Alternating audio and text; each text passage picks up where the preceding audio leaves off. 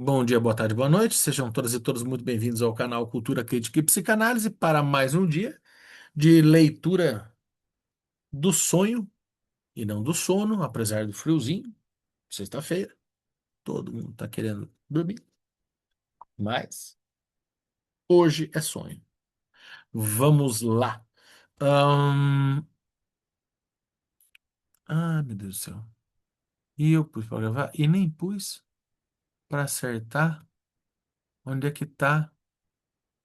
Não, computador, ajuda eu. Onde é que tá o meu livro do Freud aqui? Tá aqui, aqui, pronto. Agora vai dar certo. Esqueci de deixar preparado. Vamos. Opa, não. Eu tô com essa mania de esquecer de colocar o compartilhamento do som. Isso. Foi. Agora foi. É isso aí. Estamos no PDF, na página 71 e no PDF aí, no vídeo, né? E no livro impresso, estamos na página 74 e começaremos no 2, excitação sensorial interna, né? Nós estamos aqui na página 74, livro impresso. O livro, ele vai mais ou menos até a página, ah, vai mais ou menos até a página 662. Nós estamos na 70, só falta umas 590, mais ou menos, tá? Ou seja, as pessoas que fizeram um pacto de participar desse grupo saibam que eles têm que ir até o final, porque uma vez aqui é pior que Mefistófeles, é pacto de sangue, né? Hum, porque se vocês, imagina só, uma coisa é o diabo puxar o pé de noite. Agora imagina Freud fazendo isso. É muito pior. Ele conhece o inconsciente, então se fosse vocês, quem avisa amigo é. Isto posto, no encontro passado, o nosso amigo Freud estava falando das questões externas relativas ao sonho, né? Dessa excitação sensorial externa ao sujeito, e agora ele vai entrar nesse mapeamento, né? Nesse movimento que ele está fazendo de uma espécie de um panorama, um apanhado geral sobre as questões que influenciam o sonho, né? E ele está vindo aqui agora começa a excitação sensorial interna, ou seja, subjetiva. Vamos lá. Apesar de todas as objeções, é preciso admitir que o papel de excitações sensoriais objetivas durante o sono está estabelecido de maneira indiscutível como excitador do sonho. E se esses estímulos, de acordo com sua natureza e sua frequência, podem parecer insuficientes para explicar todas as imagens do sonho, será indicado buscar outras fontes de sonho, mas que operem de maneira análoga a elas. Não sei dizer onde surgiu pela primeira vez o pensamento de considerar, além dos estímulos sensoriais externos, as excitações internas, subjetivas, nos órgãos dos sentidos, mas de fato. É isso que acontece mais ou menos expressamente em todas as exposições recentes de etiologia do sonho. Creio, diz Wundt, que, no caso das ilusões do sonho, possuem além disso um papel essencial aquelas sensações visuais. País, tá? Qual é o nome? Oi, oi, quem fala? Está falando com a gente? Oi, oi, oi. Vamos lá então. Qualquer coisa é só mandar um salve. Vamos lá. Creio, diz Wundt, que no caso das ilusões do sonho, possuem, além disso, um papel essencial aquelas sensações visuais e auditivas subjetivas que nos são conhecidas no estado de vigília, como caos luminoso no campo visual escuro, como zunido ou zumbido nos ouvidos, etc. E entre elas, especialmente, as excitações subjetivas da retina. Assim se explica a singular inclinação do sonho de apresentar aos olhos objetos em sua maioria semelhantes ou inteiramente correspondentes. Vemos expostos diante de nós inúmeros pássaros, borboletas, peixes, pérolas coloridas, flores, etc. Nesse caso, a poeira luminosa do campo visual escuro tomou uma forma fantástica, e os numerosos pontos luminosos dos quais ela é constituída são incorporados pelo sonho em outras tantas imagens singulares que, por causa da mobilidade do caos luminoso, são vistas como objetos em movimento. Antes de eu continuar, deixa eu voltar ao rodapé aqui. Um. Que ele fala das notas do sonho, né? Onde é que ele está esse um aqui? Hum, enfim. Pessoas gigantescas no sonho permitem supor que se trata de uma cena da infância. Ah, nós já lemos isso a vez passada, né? Relativo a uma nota anterior aqui, tá? Da viagem de Gulliver lá atrás e tal. Beleza. Objetos luminosos que ficam, né, na retina, tal, e daí o que seria no sonho seria uma espécie de continuidade dos estímulos externos que foram fixados na retina, blá, blá, como aqui o Freud está explorando o pensamento do Wundt, né? Ele em outras obras, inclusive, ele traz bastante, em outras obras que a gente leu, inclusive, ele traz bastante do Wundt, né, que é o grande nome da psicologia, né, e tal, enfim. Aí, sem dúvida, está enraizada a grande inclinação do sonho pelas figuras animais as mais variadas, cuja riqueza de formas ajusta-se facilmente à forma especial das imagens luminosas subjetivas. Eu, quando fiz um meio curso, né, de psicologia, século passado, eu, quando li as coisas do Wundt, eu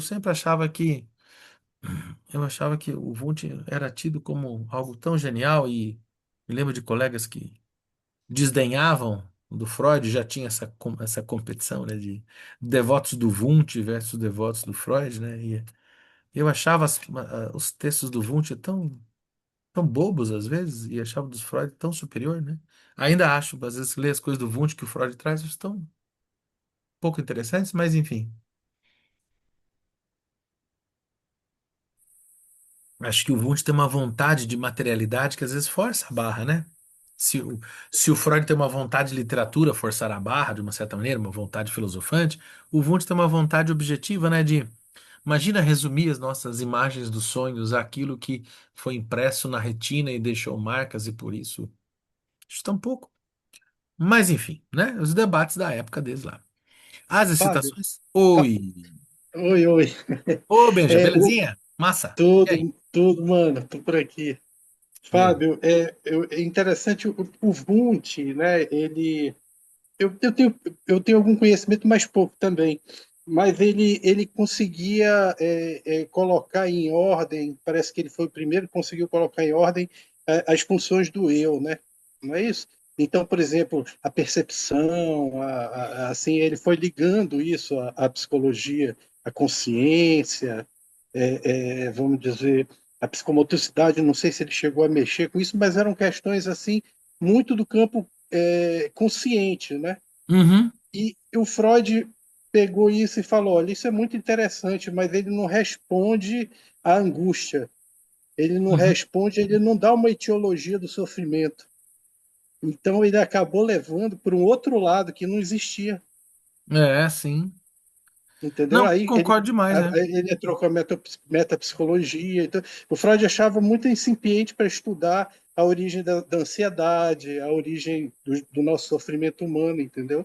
Mas servia para tipo Uhum. localizar a mente dentro de um estudo mais consciente. Ah, sim, sim. Não, eu também, eu sei super, você com certeza sabe mais, você é psicólogo, né? Eu não manjo tanto do Wundt, né? Eu estudei um pouco e tal.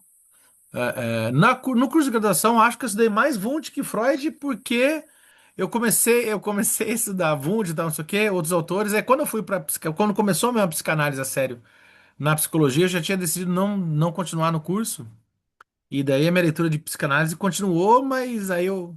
Era o que eu queria, continuar lendo psicanálise e não estudar mais psicologia, né? E tudo bem. Mas é óbvio que essa experiência é muito minha e, enfim, ninguém tem, né, contaminar muito com a minha percepção. Mas é que, assim, eu acho que existem.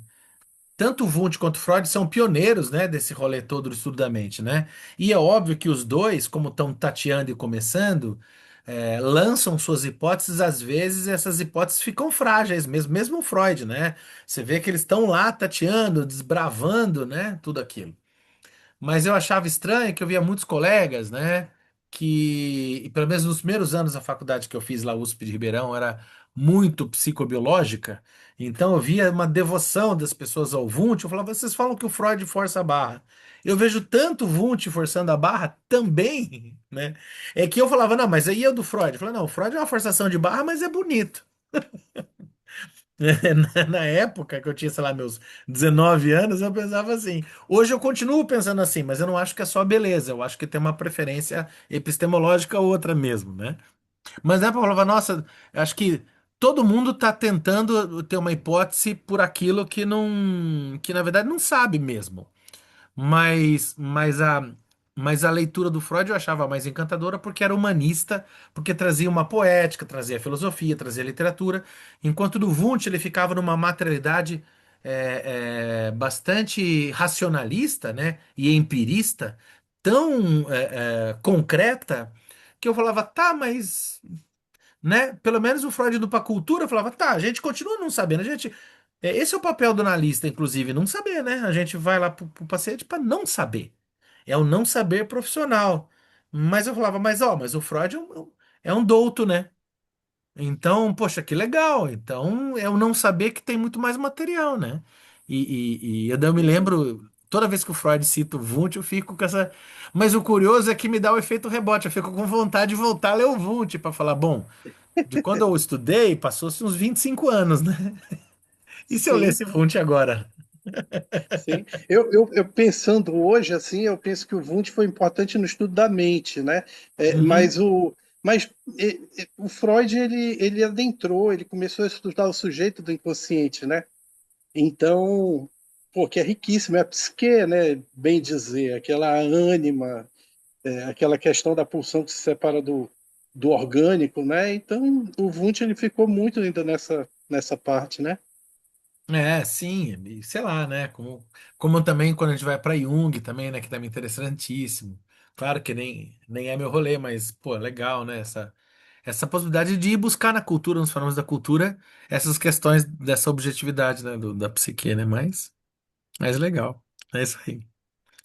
As excitações sensoriais subjetivas, enquanto fontes das imagens do sonho, têm evidentemente a vantagem de não serem dependentes, como as objetivas, do caso externo. Elas se encontram, por assim dizer, à disposição da explicação, quantas vezes esta necessite delas. Mas elas se encontram muito atrás dos estímulos sensoriais objetivos, no sentido de que, contrariamente a esses últimos, elas só são acessíveis com dificuldade ou de modo algum a qualquer confirmação de seu papel de excitadoras do sonho, fornecido por observação e experimentação. A prova principal em favor do poder excitador de sonho das excitações sensoriais é fornecida pelas chamadas alucinações hipnagógicas, que foram descritas por Johannes Müller como fenômenos visuais fantásticos. Trata-se frequentemente de imagens muito vívidas e variáveis que costumam se configurar no período do adormecer, para muitas pessoas de maneira bastante regular e que, mesmo depois de abrir os olhos, podem perseguir por algum tempo. Morri, que era sujeito a elas em alto grau, dedicou-lhes uma apreciação detalhada e afirmou sua relação e até mesmo sua identidade com imagens do sonho, como já fizera, aliás, Johannes Müller. Para seu surgimento, diz Morri, faz-se necessária certa passividade anímica, um relaxamento do esforço da atenção. Essa imagem hipnagógica, né? Vê até com a dimensão da hipnose e tal. É, é, hum, Me parece que é justamente o momento do Homem de Areia, do Sandman, né? Quando o Homem de Areia vai jogar areia nos olhos. Não tanto do texto do Heimlich, mas do texto nem do Hoffman, o mito do Homem de Areia, né? Que o Homem de Areia é aquele que vai para a criança adormecer, ele começa a jogar areia nos olhos da criança, a criança fica com os olhos, né? Cheio de areia, naquela sensação de sono, né? Esse é o momento da imagem hipnagógica, tanto para o adormecer quanto para acordar, né? Me parece, né? No entanto, basta que se entre por um segundo numa letargia como essa e que haja predisposição para que se veja uma alucinação hipnagógica, depois da qual talvez se acorde novamente até que esse jogo repetido muitas vezes acabe se encerrando com o adormecimento. Se acordarmos então depois de não muito tempo, acontece frequentemente, segundo Morri, de podermos identificar no sonho as mesmas imagens que antes de adormecer flutuavam como alucinações hipnagógicas. Página 134. Foi o que aconteceu certa vez a Morri com uma série de figuras grotescas, com rostos distorcidos e penteados bizarros que o perturbaram com a existência inacreditável no período de adormecer e com as quais, depois de acordar, se lembrava de ter sonhado. Outra vez, quando justamente experimentava uma sensação de fome, porque tinha se imposto uma dieta frugal, ele viu hipnagogicamente uma travessa e uma mão armada com um garfo que pegava um pouco da comida na travessa. No sonho, ele se encontrava diante de uma mesa ricamente guarnecida e ouviu o barulho dos garfos das pessoas que comiam. Outra vez, quando adormeceu com os olhos irritados, perdi, e doloridos, olha lá, irritados e doloridos, é a hora do Sandman, né? Ele teve a alucinação hipnagógica com pequenos sinais microscópicos que ele tinha de decifrar um a um com enorme esforço, despertado do sono um a um depois de enorme esforço. Despertado do sono depois de uma hora, ele se lembrava de um sonho no qual aparecia um livro aberto, impresso com caracteres pequenos, que ele penosamente tinha de ler. De maneira bastante semelhante a essas imagens, podem surgir também alucinações auditivas, de palavras, nomes, etc., e se repetir então no sonho, como abertura, por assim dizer, que anuncia os temas principais da ópera, que começa com ela. Eu achei interessante que é mesmo, né? Eu tenho sempre alucinações hipnagógicas auditivas. Várias vezes eu me pego sonhando que a campainha tocou. Ou nem sonhando, né? Ou tendo a sensação que não é bem um sonho, né? É a sensação que você tá adormecendo, aí você fala, a campanha tocou? E não tocou. Eu pergunto pra esposa, tocou? Não, você tá louco, vai dormir. Fala, nossa, mas a campanha tocou. Não é, é uma alucinação, né, hipnagógica, né? Olha só. Pelos mesmos caminhos de Johannes Müller e Morri transita um observador mais recente das alucinações hipnagógicas, G. Trumbull Led, e vamos torcer para que isso seja um A. Eu não sei se é um A ou se é um U pela qualidade da digitalização. G. Trumbull Led. Ele conseguiu, por meio de prática, 2 a 5 minutos após o adormecimento gradativo, arrancar-se abruptamente do sono, sem abrir os olhos, e teve então a ocasião de comparar as sensações retinianas que acabavam de esvaecer com as imagens do sonho que sobreviviam na lembrança. Ele assegura que a cada vez podia ser reconhecida uma relação íntima entre ambas, de tal modo que os pontos e linhas luminosos da luz própria da retina traziam de alguma forma ao desenho do contorno o esquema para as figuras do sonho percebidas psiquicamente. É, tem um texto, congela. Eu vou achar ele aqui? Não sei, não sei, não sei. Não, eu não lembro que obra que ele tá. Eu li essa semana, não lembro onde é que ele tá, que é aquele texto que fala do bloco mágico do Freud, da autêntica, né? E é muito interessante, tem um momento no texto do bloco mágico que tá no, acho que tá no livro sobre clínica, se não me engano, que é da autêntica. E aqui na coleção do Freud, tá aqui, tá no, não, que tá aqui, né? No Eu e o Id, acho que tá no volume 16. Quer ver? Vou ver se eu acho ele aqui. Eu acho que tá aqui. Considerações sobre o bloco mágico. Isso, nota sobre o bloco mágico nessa edição aqui. E na autêntica é no volume, se não me engano, da clínica. Ah, eu tô com ele aqui sim. Da autêntica. É o da clínica? Se não for o da clínica, eu já não sei onde é que tá mais. E aí já andou na biblioteca, aí vai saber. É, não, acho que não. Não, não tá. Tá no, tá no não sei. no da autêntica. Mas olha só, é interessante que ele descreve o funcionamento do aparelho pré-consciente e inconsciente, e é bem interessante que é a primeira tópica, né?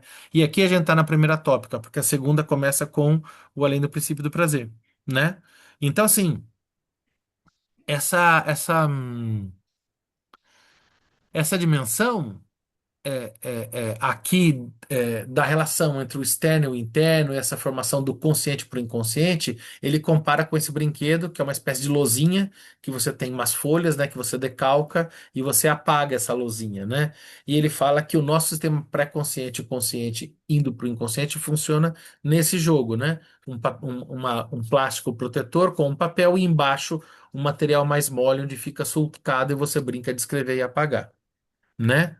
É muito isso que ele está descrevendo aqui, só que aqui tem um momento do Considerações sobre o Bloco Mágico que ele fala que o bloco mágico seria realmente mágico, como é o nosso jogo pré-consciente e inconsciente, se além das questões externas que machucam a lousinha e você escreve, você pudesse fazer o momento contrário, de dentro da lousinha saísse a escrita para fora no plástico, né? E é isso que ele está colocando aqui, né? Do sujeito que faz esse experimento. Ele assegura que cada vez podia ser reconhecida uma relação íntima entre ambas, de tal modo que os pontos e linhas luminosos da luz própria da retina, ou seja, ele está dormindo, sonhando, mas ele não abre os olhos. Ele acorda e fica de olho fechado. E ele garante que o que ele vê de olhos fechados, dessa sensação de que acabou de sair do mundo dos sonhos, né? Saiu do mundo de Morpheus, né? Ali ele vê as formas decalcarem a partir da retina, como um movimento de dentro para fora, e não de fora para dentro. Um inconsciente ou não sei se um lugar de sonho que é ativo e que manda informações para a retina, né? É justamente o que ele propõe no texto, que seria mais mágico ainda se fosse o caso do brinquedo infantil do bloco mágico. Pensando nisso, eu recomendo demais que vocês vão para esse texto e leiam, porque ele cita, inclusive, a interpretação dos sonhos lá. Vale bem a pena, é bem legal essa brincadeira aqui. Não vale a pena. Chat disse alguma coisa.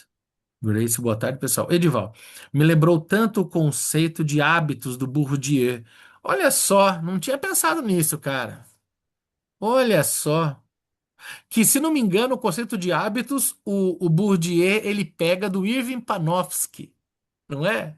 Numa obra chamada A Filosofia Escolástica e a Arquitetura Gótica Medieval, uma coisa assim, né? O conceito de hábitos do Bourdieu. Pode ser, pode ser. Poxa, que legal, cara. Se quiser comentar, Edival, fica à vontade. Poxa, daí você falou, fez sentido, mas uau, que doideira. Que doideira. Gostei, gostei. Fica a ideia também de pensar no Bourdieu aí, que é um filósofo sensacional. É um filósofo ou um sociólogo? Não sei. Hum, Ele começou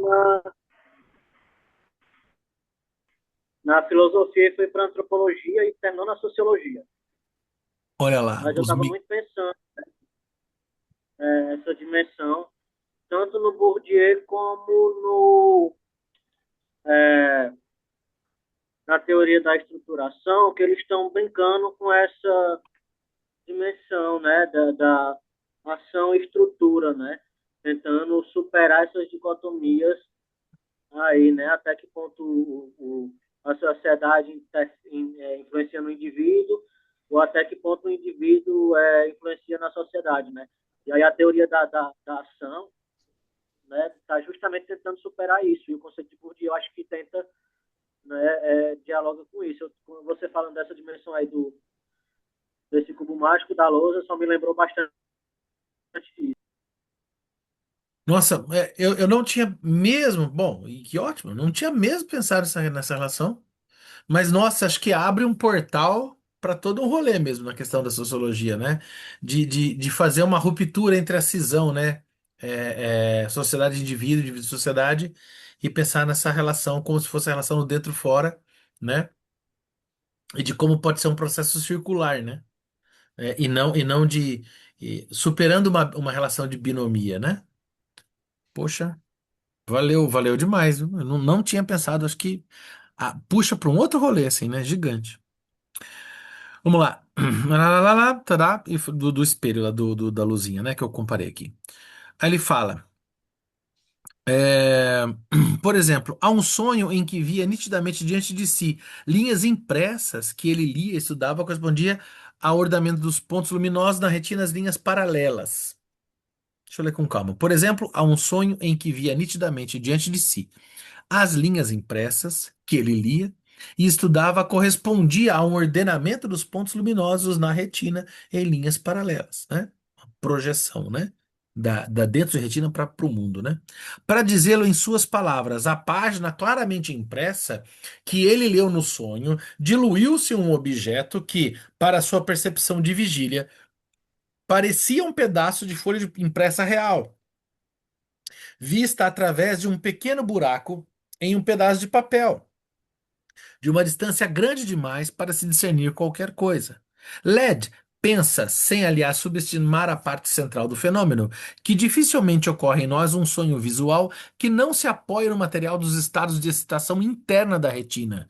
Isso é válido particularmente para os sonhos que surgem pouco depois de adormecer em um quarto escuro, enquanto, para os sonhos que ocorrem de manhã, perto do despertar, é a luz objetiva penetrando nos olhos em um quarto clareado que fornece a fonte dos estímulos. O caráter mutável, capaz de modificações infinitas da excitação da luz própria, corresponde exatamente ao fluxo incessante de imagens que os nossos sonhos nos apresentam. Eu tô rindo aqui porque eu lembrei de um gracejo que tinha no desenho do Pica-Pau. Quem é da época vai lembrar. Eu não me lembro se era o Leôncio do desenho do Pica-Pau, que tinha algumas passagens, uma passagem, lembra qual desenho? Que assim, ou o Pica-Pau mesmo, ele ia dormir, aí ele queria ter bons sonhos. Então ele tinha retratos ovais. Ele tinha olhos grandes, os desenhos têm os olhos grandes, né? Retratos tinham plaquinhas, né? Plaquinhas que tinham desenho de mulheres bonitas, assim, né? Mulheres né? Com vestidinhos e tal. Então ele pegava e ele puxava aqui a pálpebra, enfiava o desenho aqui para sonhar com a mulher bonita, né? Ele botava aqui. Então, em tese, era o recurso do boneco do desenho para ter sonhos, né? Gostosos com as mulheres desejadas ali. Ele botava aquela imagem na retina obviamente a graça do desenho tá isso, né? Imagina que você vai enxergar um desenho que você enfiou incomodamente embaixo do olho, embaixo da pálpebra aí, tá a graça do desenho, né? Da impossibilidade dos desenhos, né? Do exagero dos desenhos, né? Mas de uma certa maneira é um pouco esse recurso que eu vejo essa brincadeira do pica-pau, né? Pra gente mnemonicamente brincar com essa questão.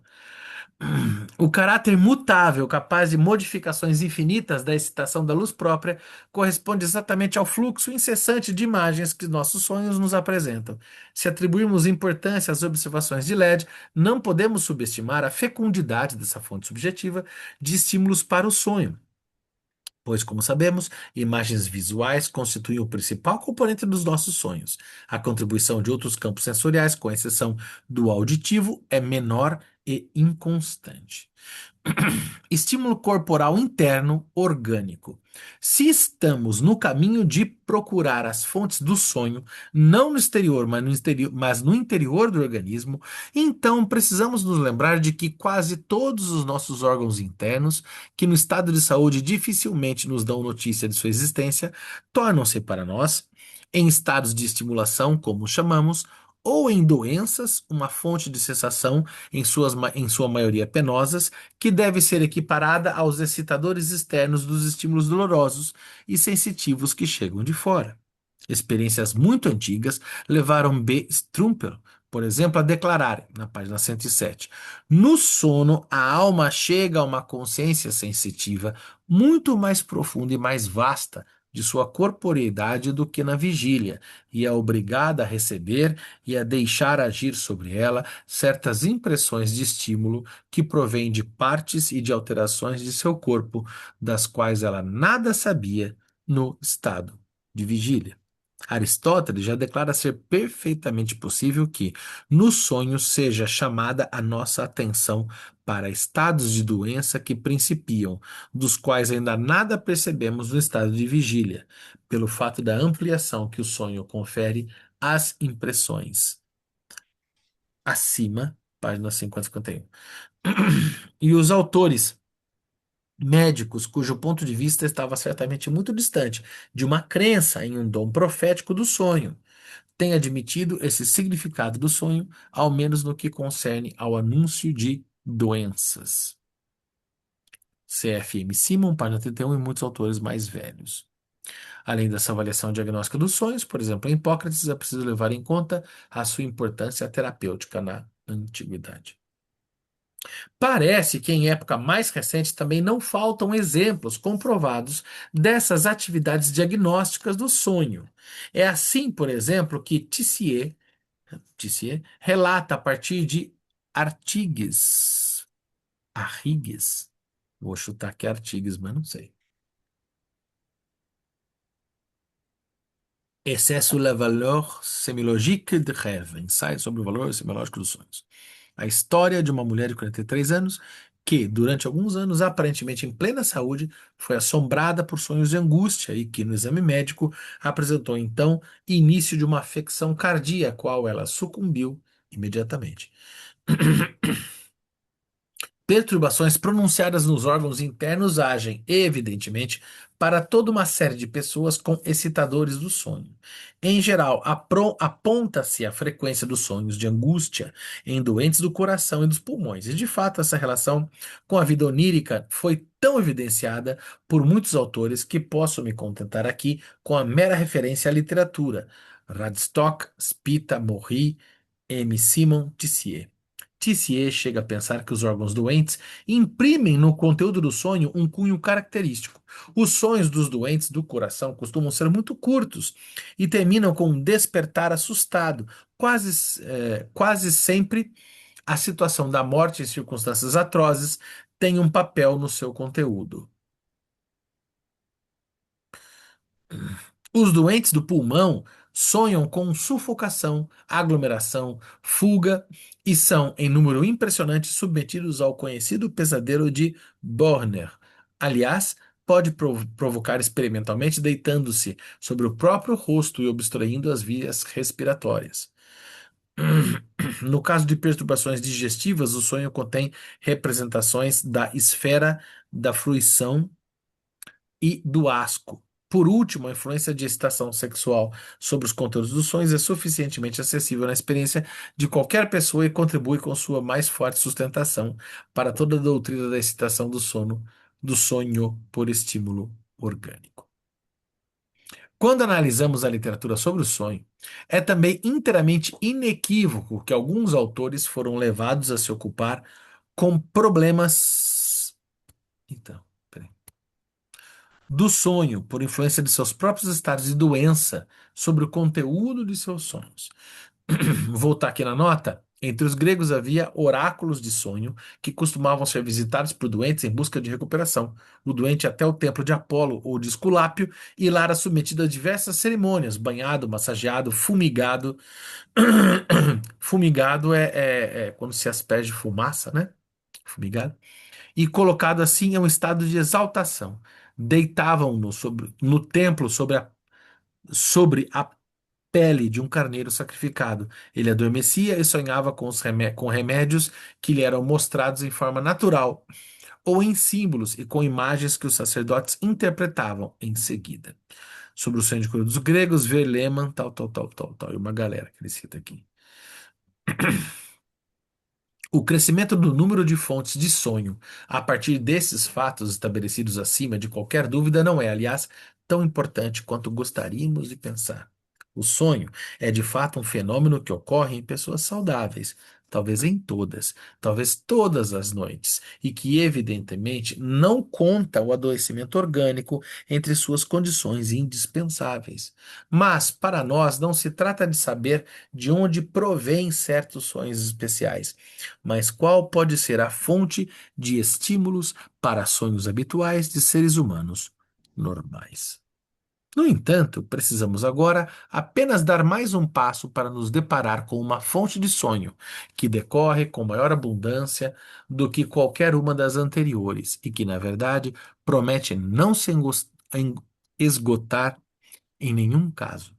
Se está estabelecido com segurança que o interior do corpo, no estado de doença, é a fonte dos estímulos do sonho, e se admitimos que a alma, no estado de sono, desviada do mundo exterior, pode dirigir uma maior atenção para o interior do corpo, somos tentados a supor que os órgãos não precisam primeiro adoecer para fazer chegar à alma que dorme excitações que, de alguma maneira, tornam-se imagens de sonho.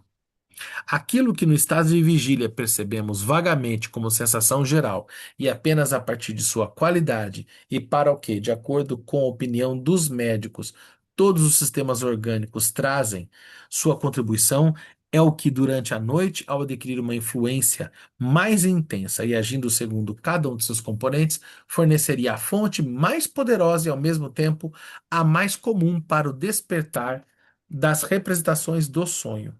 Restaria então investigar as regras a partir das quais os estímulos orgânicos se transpõem em representações de sonho.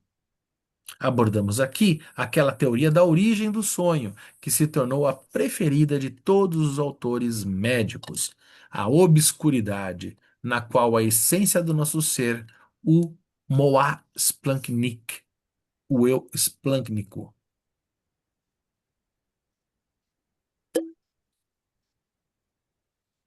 como nomeia Tissier, esquiva-se ao nosso conhecimento, e a obscuridade da origem do sonho. Correspondem uma à outra bem demais para não serem colocadas em relação entre si. O curso de ideias que transforma a sensação orgânica vegetativa em formadora de sonho tem, além disso, para o médico outro atrativo, o de permitir reunir etiologicamente sonho e perturbação mental, que mostram tantas coincidências em suas manifestações, pois as alterações da sensação geral e os estímulos que provêm dos órgãos internos também imputarão uma importância considerável na origem das psicoses. Por isso, não é de admirar que a teoria do estímulo corporal possa ser reconduzida a mais de um criador que a tenha enunciado independentemente. Aqui me lembra um pouco aquela dica, que se não me engano é da Marion Minerbo, né? E que quem sempre traz esse exemplo, esse dizer, é o professor Eduardo Mello, lá do Estudo Bergasse. E que eu acho que quando ele cita, ele está falando da Maria Minerva, já devo ter falado, talvez, mas essa reflexão me faz lembrar disso, né? Que é aquela questão do ouvir o paciente, né? Quando você vai ouvir o paciente, às vezes, você está ouvindo algo extremamente comezinho, extremamente cotidiano, extremamente assim, né? E você fala, mas o que que eu vou ouvir o que que eu vou ouvir nessa fala? O paciente chega, essa semana, e conta o que aconteceu a semana. Tá, mas assim, de repente, foi no trabalho, foi para a escola, fez isso, fez aquilo. Tá. E aí? E aí que a gente precisa escutar como se fosse sonho. Que quando você escuta o paciente como se fosse sonho, aí talvez você, né, a gente não está vendo a, a, a poética daquele panorama que está sendo dado. É quando a gente escuta como sonho, a gente lê uma fala do paciente como sonho, a gente é capaz de tentar entender que coisas completamente não disruptivas, comuns, cotidianas, também dizem, né, como no sonho, que um vaso de flor pode dançar, né? Do mesmo modo, quando você fala, eu fui levar meu filho à escola, né? E daí, antes ele contou que ele gostou de comer um bolo, aí você, atento a esse modo de ouvir, que é escutando como se conta sonho, fala, olha só que sonho interessante, né? Ele estava levando o filho na escola e comeu um bolo, né? E daí você entende, ou você começa a levar o paciente a tentar encontrar naquilo que ele diz as conexões mais intrínsecas e profundas. Afinal, naquela mesma sessão, ele falou de comer um bolo, de levar um filho para a escola, de ter discutido com a esposa e de gostar do jogo do Corinthians. De algum modo, né, é como se fosse um sonho que acontecesse tudo isso. Então, como que essas coisas provocam e dizem?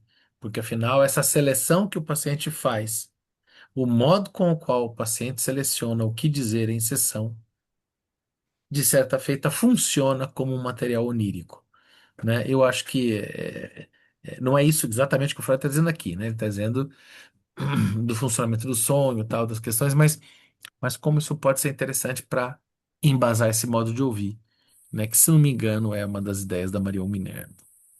Fábio, Fala, Benja.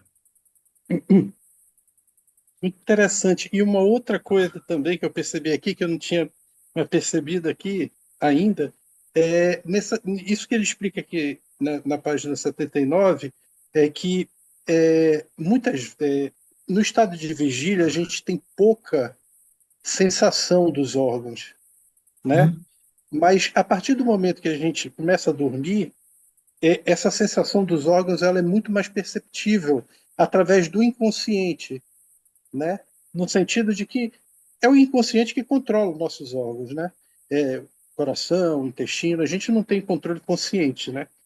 Então, durante o estado de sono, essas percepções elas são muito maiores e por isso elas se representam muito mais no sonho, né? Então, dessa forma, fica. Por isso que ele fala que muitos, através da interpretação do sonho, também pode se chegar a um diagnóstico médico de uma patologia no órgão, né? uhum. Olha aqui o que ele fala. Aquilo que no estado de vigília percebemos vagamente como sensação geral e apenas a partir de sua qualidade, e para o que? De acordo e para o que? De acordo que está procurando? Não, E não, tava é, desencanado assim, mas você quer tá. aqui? Foi muito antes que a gente leu, ou não? Foi na página 79, no terceiro parágrafo. Tá. Deixa eu ver aqui. Isso, aí nesse Um, parágrafo que começa dois. no entanto, No entanto, tá. lá no meio, aquilo que no Aquilo que é no estado estado de de vigília. Aham. aquilo que no estado de vigília percebemos vagamente como sensação geral e apenas a partir de sua qualidade para o que, de acordo com a opinião de médicos, todos os sistemas orgânicos trazem sua contribuição, é o que durante a noite, ao adquirir uma influência mais intensa e agindo segundo cada um de seus componentes, forneceria a fonte mais poderosa e, ao mesmo tempo, a mais comum para o despertar das representações do sonho. Não é? Então, Uhum. ele está no estado puro de inconsciente para gerar essas representações que ele está dizendo aqui, que o Aristóteles falou que diagnósticos eram feitos durante o sonho, né, de doença. Eu achei, não sei se tu percebeste mais ou menos como eu esse parágrafo. Não, não, assim, achei interessante. É que não é legal isso que ele fala. É algo que se pede, inclusive, né? E daí eu acho que eu fico imaginando que isso deve ter uma grande função em saberes populares, até de povos ancestrais, né? Povos indígenas, né? A questão do sonho, porque isso parece que remonta àquela ideia que lá atrás ele trouxe, né? De povos originais, povos ancestrais que se valiam desse tipo de conhecimento como do sonho para dizer de si, para dizer sobre o futuro, né? E tal. Uhum, Então, daí dizer sobre certa coisa seria um modo de investigar, e daí você pode, inclusive, diagnosticar doenças por isso, né? Que ele até sim. fala, né? Que a tristeza estaria ligada ao problema no coração, né? A um É. problema no pulmão, uma alegria, a um problema no, no, no estômago, né? Que ele estava falando lá atrás. Eu achei muito interessante isso, eu não tinha percebido. Não, e é interessante que eu vi uma reportagem, eu não me lembro, foi no YouTube, não lembro quando foi, que assim, não lembro qual país, criaram um experimento que é de um quarto escuro e silencioso. Os caras pegaram aquelas espumas de estúdio, mas das mais graúdas que tem, aí montaram um quarto todo assim, isolado e montaram dentro com aquelas espumas. De tal modo que assim é chamado aquele quarto de o quarto mais silencioso do mundo. E inclusive fizeram vários testes, né? Que diz que é muito comum as pessoas não aguentarem assim 10 minutos lá dentro, né? Porque você entra e ele é tão silencioso que você consegue escutar a sua respiração. Que você, óbvio que você pode tentar fazer barulho e silêncio, mas assim, a gente não tem noção disso, né? A gente não percebe, mas ainda mais quem gosta de estudar música e som, repara isso, né? Que é, por exemplo, a gente vive no mundo do reverb, né? Reverb é aquele efeito surf music, né? Toda música do surf tem como se fosse um eco muito rápido, né? Tá. A gente está no mundo de reverb, né? Quando você escuta um, um- você escuta um som de alguém que vai fazer uma transmissão, um computador fala, o som tá ruim. Por que que o som tá ruim? Porque tá cheio de reverb, né? Daí, por que que eu ponho esse trambolho desse microfone? Porque eu sou encanado com som, então eu quero um som bem confortável. Então eu ponho, né? E aqui cheio de livro, fica maravilhoso para falar, né? Você quer tirar reverb. Então a gente tá, quanto mais reverb, mais ruído. E quanto mais ruído, menos chance você tem de se escutar. No sono, obviamente, você tem menos ruído, então tem uma tendência de você se escutar mais e como você não tem os estímulos do mundo, também térmicos e tal, você também se sente mais. A sua consciência corporal aumenta. E óbvio que o inconsciente tem muito mais capacidade de captar isso e, por exemplo, diagnosticar um câncer. Vai falar, ô louco, não chega a esse ponto. Mas tem algum momento, acho que o Freud até chega a essa questão mesmo, né? Das doenças e tal, até pode ser, né? Eu sei que a experiência desse quarto escuro é interessantíssima, assim, porque as pessoas falam que. E daí eles colocam câmeras, né? Aquelas câmeras que enxergam no escuro.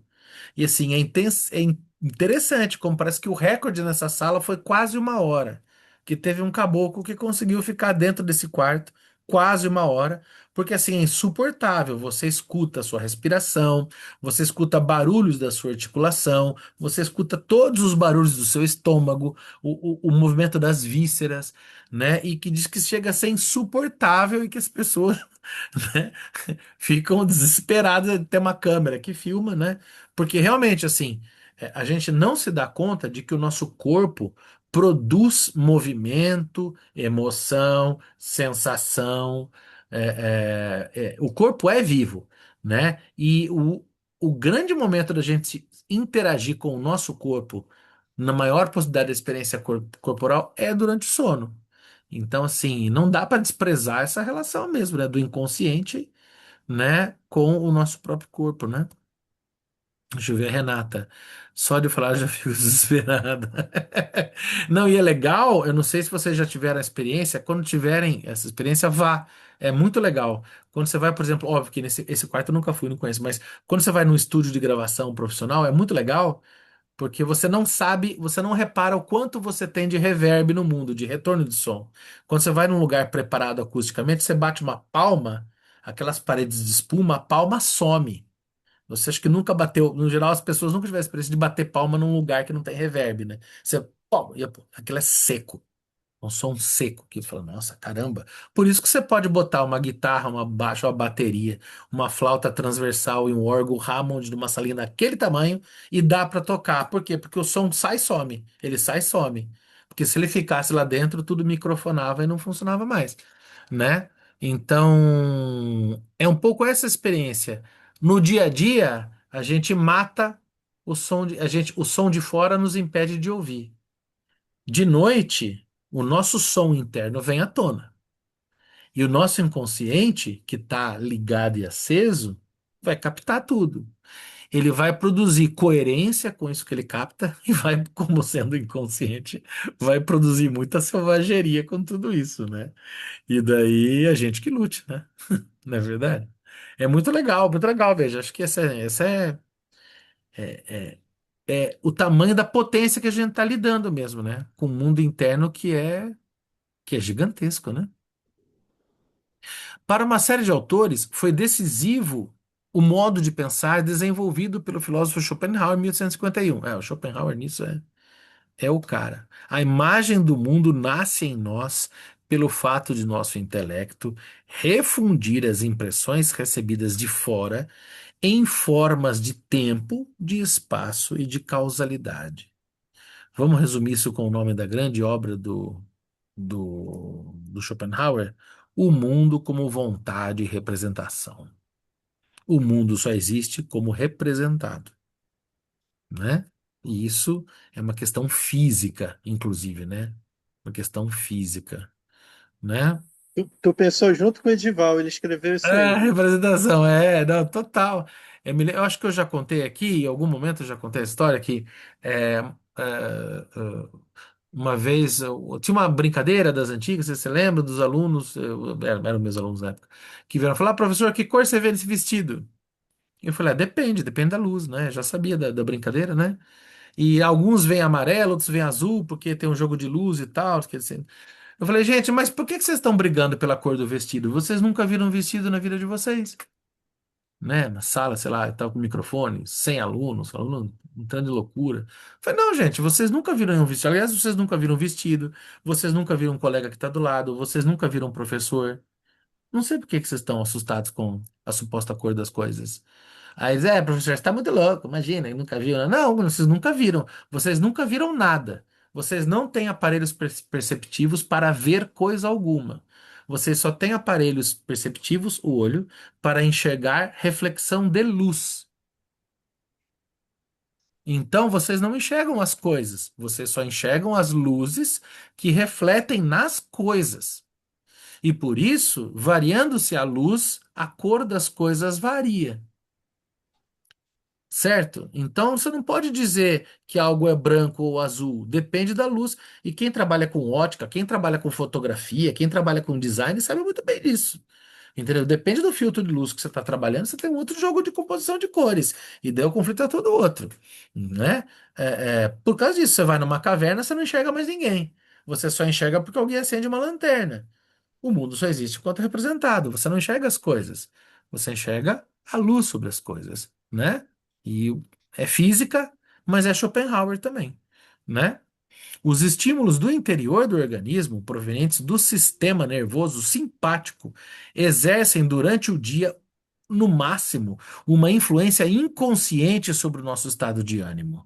Mas durante a noite, quando cessa o efeito ensurdecedor das impressões do dia, aquilo que eu falei do reverb, você não percebe, mas hoje em dia você está movimentando, produzindo som, e o som está voltando, além da visão. E isso te dá uma sensação de estar no mundo. Quando você desliga isso, opa, o seu aparelho perceptivo não desligou. Ele vai pegar o quê? Ele vai pegar o que que tem o de dentro, né? Mas durante a noite, quando cessa o efeito ensurdecedor das impressões do dia, aquelas impressões que surgem de dentro são capazes de conseguir atenção. Da mesma forma como durante a noite, ouvimos o murmúrio da fonte que o barulho do dia tornou imperceptível. Mas de que outra forma o intelecto deve reagir a esses estímulos, a não ser executando sua função específica? Ele vai, portanto, remodelar os estímulos em formas que ocupam espaço e tempo e se movem segundo o fio da causalidade, e assim nasce o sonho. Oh, que doido! Momento explosão cerebral. Scherner e depois dele Folkert tentaram então penetrar mais intimamente na relação entre estímulos corporais e imagens de sonho, cuja apreciação reservamos ao capítulo sobre as teorias do sonho, né? Ou seja, o nosso cérebro faz o quê? Tudo que ele enxerga, ele tenta colocar em relações de organização de causalidade. As coisas são bagunçadas, né? Ai, tem um físico muito louco, como é que é? No YouTube tem uns videozinhos legal. O que é o paradoxo de Fermat? Tem o nome, esqueci, né? Que ele mostra que, por exemplo, na verdade, o espelho não espelha do jeito que a gente vê. Inclusive, tem toda a piração do Lacan, né, da imagem invertida e tal, lá tem isso também, né? O espelho não espelha como a gente vê. Né? Porque se fala o espelho inverte, mas por que que ele inverte da esquerda para a direita e ele não inverte de baixo para cima? Opa, o espelho sabe o que que é cima e baixo? O espelho sabe que é gravidade, mas o espelho não é só um plano de vidro com fundo pintado prateado? Por que que o espelho não inverte de ponta cabeça? Você vira o espelho e a imagem continua. Sabe por quê?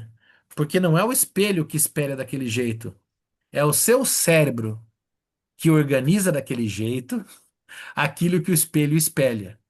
De modo que aquilo que o espelho espelha, você nunca viu. Assim como a sua imagem no espelho não é a imagem que os outros veem de você.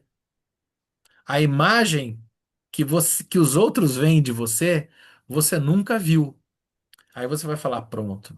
Ó, o Fábio fica pirando nessas coisas de física e fica alucinando aqui. Eu vou provar para você que eu tenho razão. Ou tentar te convencer um pouquinho. Quem daqui, na primeira vez que escuta sua voz gravada no celular, ou sei lá, gravação, vai lá para aquele estúdio que eu falei, escuta sua voz gravada. Canta no microfone, você vai falar, ai, ai, que voz feia, não é a minha voz. Por quê? Porque a voz que você escuta sua não é a voz que o mundo escuta de você.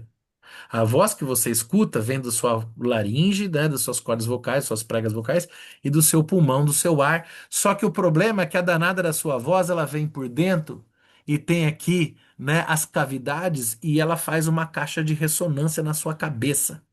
De modo que a voz que você escuta é a voz que sai da sua boca, mas é a voz que não sai da sua boca e que reverbera como caixa acústica dentro do seu crânio. Só você escuta a voz que você escuta.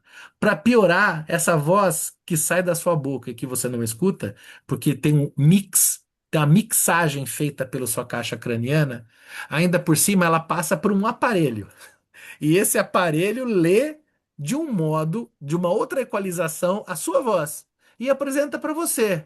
A hora que você escuta, você fala, não é a minha voz, porque só você escuta a sua voz.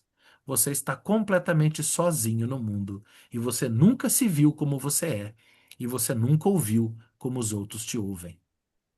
É um outro jeito de falar, cara, você está muito desamparado.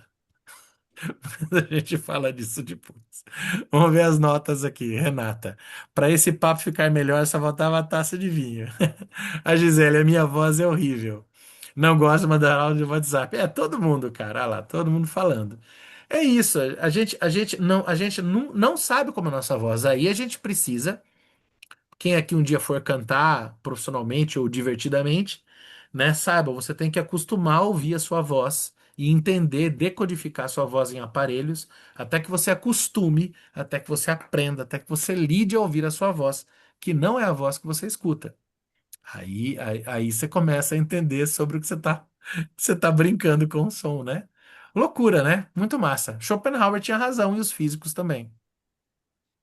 Em uma investigação desenvolvida de maneira especialmente consequente, o psiquiatra Krauss fez derivar a origem do sonho, bem como os delírios e as ideias delirantes do mesmo elemento, da sensação organicamente condicionada. Dificilmente se poderia pensar em um lugar do organismo que não possa se tornar o ponto de partida de um sonho ou de uma imagem delirante. A sensação organicamente condicionada pode, no entanto, ser dividida em duas séries. Um, naquela que os ânimos totais, sensação geral. Naquela dos ânimos totais, sensação geral. Dois, naquela das sensações específicas, imanentes aos sistemas principais do organismo vegetativo, das quais distinguimos cinco grupos. A, as sensações musculares. B, as pneumáticas. C, as gástricas. D, as sexuais e as periféricas. Página 33 do segundo artigo. Deixa eu ver o chat aqui que comentaram aqui. Érica, agora pegou pesado. O que será que eu falei? Falei do desamparo lá? É, mas gente, então, né? É a vida. Sobre o modo como se desenrola a gênese das imagens do sonho, com base nos estímulos corporais, Kraus faz a seguinte suposição: uma vez despertada, a sensação evoca, seguindo alguma lei de associação, uma representação que lhe é aparentada e liga-se com ela em uma estrutura orgânica, em relação à qual, no entanto, a consciência se conduz de maneira diferente do normal, pois esta não concede nenhuma atenção à própria sensação, mas se volta inteiramente às representações acompanhantes, o que ao mesmo tempo é a razão pela qual esse estado de coisas pôde ser mal compreendido por tanto tempo. Página 11. Caos também encontra para esse processo a expressão especial de transubstanciação das sensações em imagens de sonho. Gente, pega isso daqui. Vou dar um spoiler psicanalítico aqui. Pega isso daqui, joga pro bebezinho, bebezinho, bebezinho. Aí lembra que o bebezinho tem uma relação de amor e de alimentação com um negócio que ele não sabe que é, que ele pensa que é ele, mas não sabe se é ele, depois ele vai descobrir que não é, chamado seio da mãe. E pensa no jogo fantasmático, fantasístico que ele vai estabelecer com isso. Se você começar a pensar nisso, você está entrando naquelas questões de sem o bom, sem o mal, posição esquizoparanoide, posição depressiva da Melanie Klein. E se você começar a pensar nessa distância e na criação de objetos que imaginariamente acionam, criam e são criados, você está começando a entrar no objeto transicional do Winnicott. Não é? Não é sobre isso, sobre essa configuração de imagens e tal, e de afetos. Pensa, aqui não está falando só de imagens, né? Mas no humano, num bebê, com relação ao seio da mãe, no holding, a gente está falando também do quê? De afeto, de amor, de desejo, né? De objeto de amor, né? Assim, é interessante como já está aqui. É aquilo que a gente sabe que vem muito depois, o spoiler futuro que a gente vê muito depois, né? Já está aqui. A influência dos estímulos corporais orgânicos sobre a formação do sonho é admitida hoje quase que de maneira geral, e a questão sobre a lei da relação entre ambos é respondida de maneira muito diversa e muitas vezes com informações obscuras.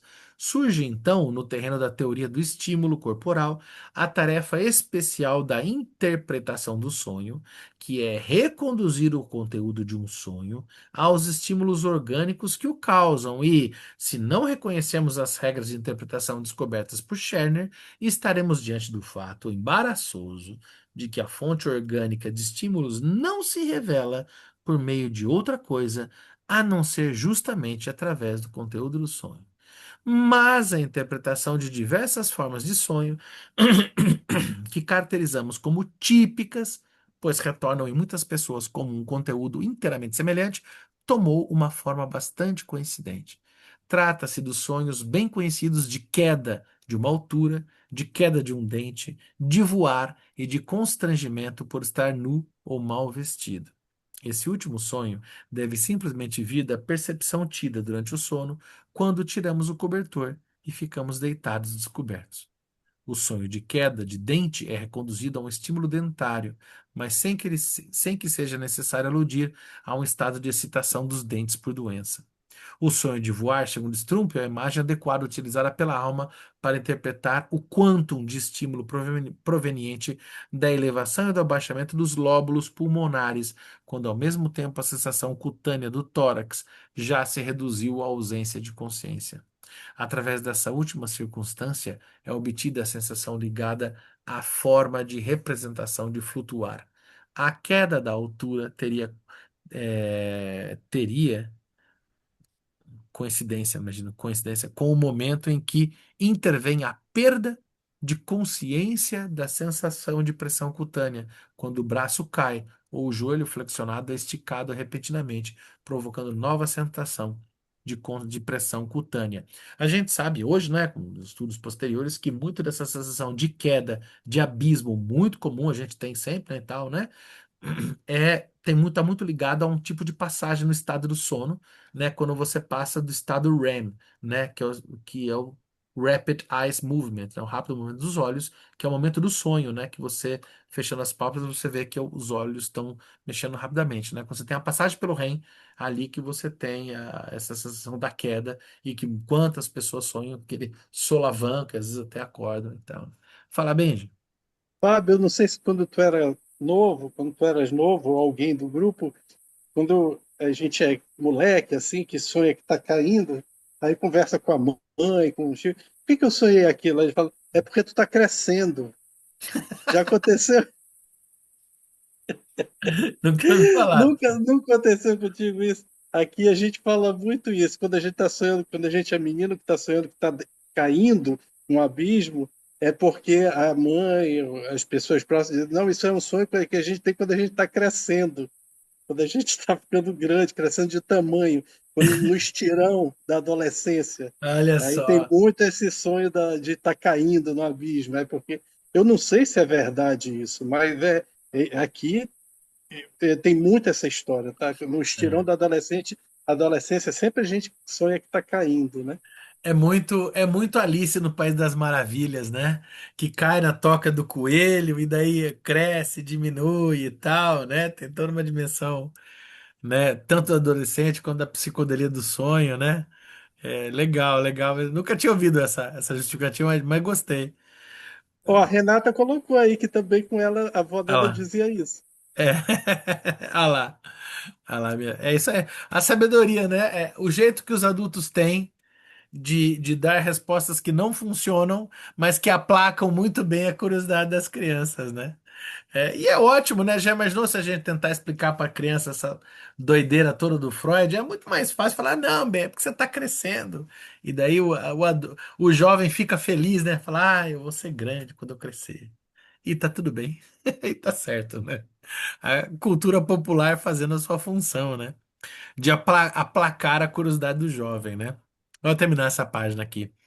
Essa passagem, ao tornar-se consciente, corporifica-se psiquicamente como o sonho de estar caindo. Strumpel, página 118. A fraqueza dessas tentativas plausíveis de explicação reside, evidentemente, no fato de que, sem outro ponto de apoio, elas fazem desaparecer da percepção anímica este ou aquele grupo de sensações orgânicas, ou se fazem impor a ela, até que seja estabelecida a constelação favorável para a explicação. Além disso, mais adiante terei ocasião de voltar aos sonhos típicos e sua origem. Bom, pessoas, acho que foi por hoje. Não deu para terminar em nenhuma passagem específica, nenhuma conclusão específica. Deixa eu ver. Senão teria que ir muito, né? Então, a gente é bom que termina aqui e conclui. Já começa o 4 na próxima. A gente tá no PDF na página 79. Cadê meus post-it? Eu me roubei dos meus post-it? Foi. Na página 79 e no livro, deixa eu ver quem tá falando. 82. 82. Quem que colocou aqui? Deixa eu ver. A Gisele. Valeu, Gisele. Valeu, Benja. Deixa eu ver aqui. 87, 81, 82. É isso aí. Maravilha. Deixa eu anotar, senão eu se perco. 82, livro, PDF 79. Maravilha, gente. Vamos lá. Que bom, parabéns aos heróis da resistência que estiveram aqui. Olha, Vivi, agora que eu tô vendo. Valeu, gente. Boa sexta-feira. Bom friozinho para quem tiver no friozinho. A turma de Minas, como um pão de queijo por mim, se possível, pode mandar por Sedex, que eu sou louco do pão de queijo. E tamo junto. Beleza? Valeu, gente. Até mais. Manda por fax. Manda, manda. Nossa, fax, não? Valeu, gente. Aquele beijo.